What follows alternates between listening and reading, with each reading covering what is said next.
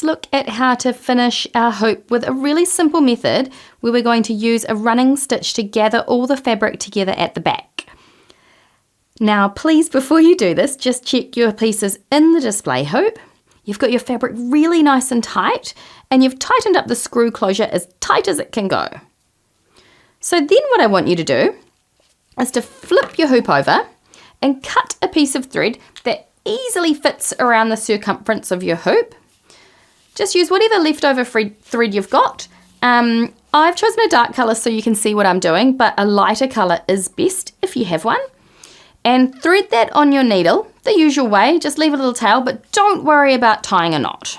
All right, let's get started.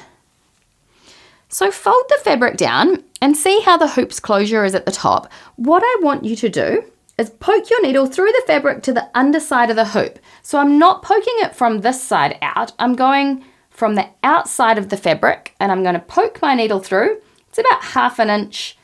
I'm positioning it about 1/2 inch from where the fabric emerges from the hoop. It doesn't need to be exact. And then pull through most of the working thread, but leave a tail of about 2 inches or more. And we just have to be careful we don't whip that out without thinking.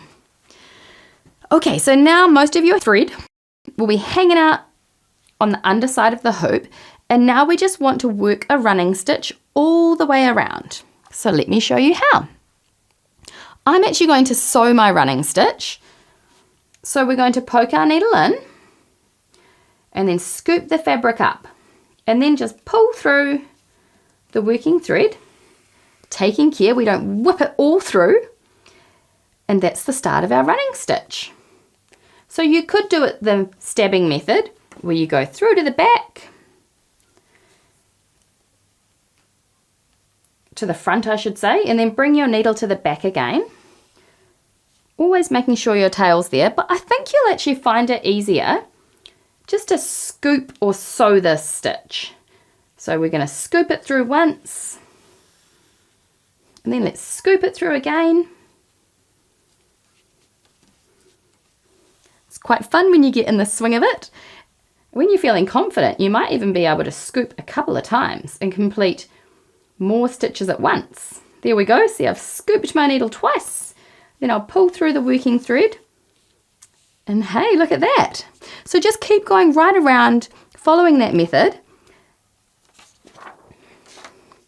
Your stitches don't need to be perfectly exact. This is all going to be tidied away on the underside, but I think most of my stitches are around about 1/2 inch each.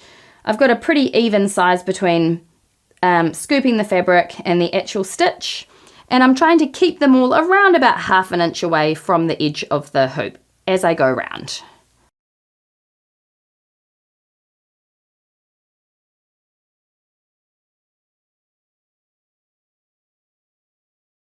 You can move the hoop around so that it's in a comfortable position for you to work your running stitch.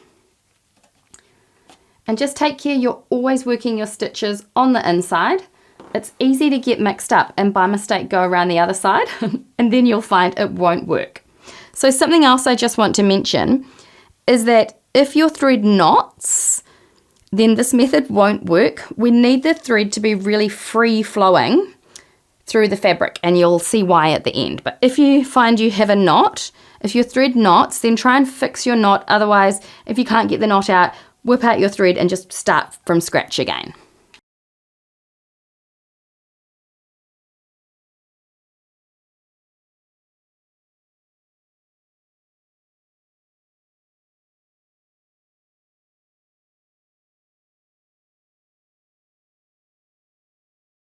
Okay, as you get near where you started, what we want is for the final stitch to go through to the outside, so the final tail is sitting beside the original tail on the outer side of the fabric. And then you can take your needle off and put that to the side.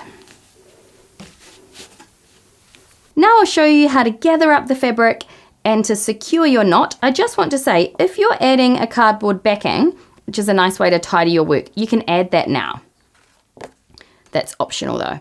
Okay, so we've got our two tails that are poking out the top. What I want you to do is to do a simple overhand knot, just like you're tying your shoelaces. So we're going to fold the tails over each other. Just hold them there and then get the tail that's at the front and pull it from the back through the hole at the middle, through the loop. And then I've just tightened it, but now I want you to see this amazing process. Are you ready? How cool is that? Okay, so that is how we gather the fabric to the back. But if we left it like that, it would come undone really quickly. So we need to do another little overhand knot just to secure it there. It can be a little bit fiddly and you'll definitely get better over time. Let me show you how I do it. So I'm pulling both sides really nice and taut.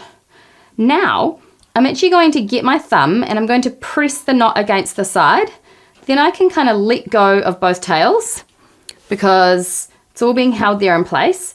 Then I'm going to fold them over again, just using my fingers to do it. And I fold that front tail through the back, bring it through that hole at the front, bring it through the loop, and then tighten it up. And I use my fingers, I'm just using my fingers on the hand that's still pressing the knot, the first knot against the side.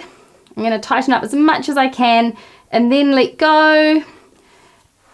And that has made it really nice, a nice finish. So then all you need to do is to cut the ends of the tails. If you have someone else who can push their finger there to hold it while you do the second one, that works well. And doesn't that look gorgeous? It is such a simple and tidy way to finish your hoop so that it looks beautiful.